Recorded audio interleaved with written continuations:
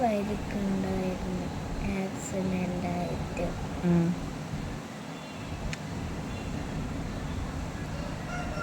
ഈ സമയത്ത് തന്നെ ഏറ്റവും കൂടുതൽ സപ്പോർട്ട് ചെയ്തത് തരുവാണ്.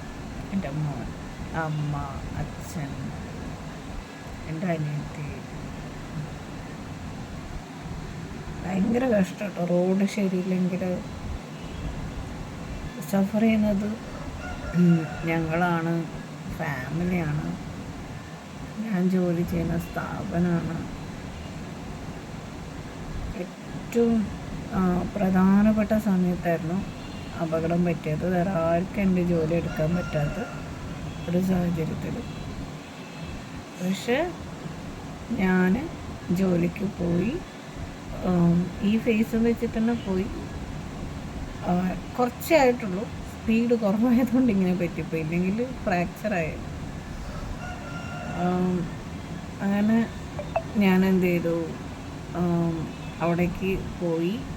പിന്നെ ഹെൽമെറ്റ്, എനിക്ക് തോന്നുന്നത് ഈ ഷേപ്ഡ് ഹെൽമെറ്റ് നല്ലതാണ്.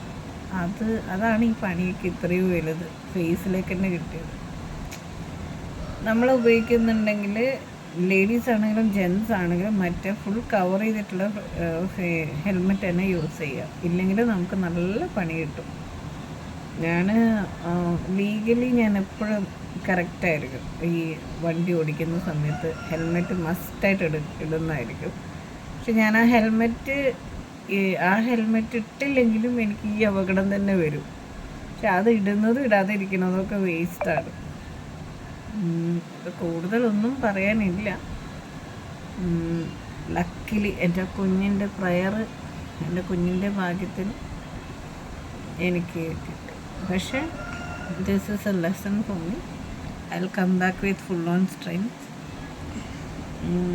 എനിക്ക് കുറേ പ്രോഗ്രാം മിസ്സായി, അതിൻ്റെ ഭയങ്കര സങ്കടം. നല്ലൊരു പ്രോഗ്രാം കാഞ്ഞങ്ങടുത്ത്, അത് മിസ്സായിപ്പോയി.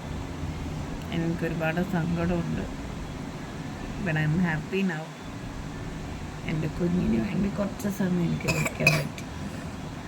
അല്ലെങ്കിൽ ജോലി തിരക്ക്, പിന്നെ ഫാമിലീൻ്റെ കൂടെ നിൽക്കാനുള്ള ഒരു സമയം വളരെ കുറവാണ്.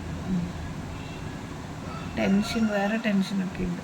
അതൊക്കെ ഒഴിവാക്കാൻ വേണ്ടിയിട്ടുള്ള ഒരു ഒളിച്ചോട്ടമാണ് ഈ ജോലി തിരക്കൊക്കെ. എൻ്റെ വാവ നല്ലോണം പിടിച്ചല്ലോ മോനെ.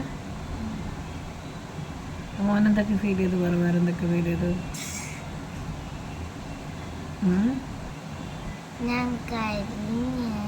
ഇവൻ കരഞ്ഞു.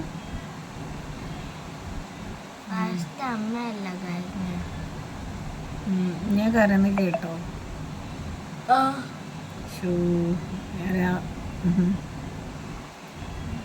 എന്നിട്ട് നല്ല അടിപൊളിയായിട്ട് സ്കൂളിലേക്ക് പോയി വന്നല്ലേ വാവേ?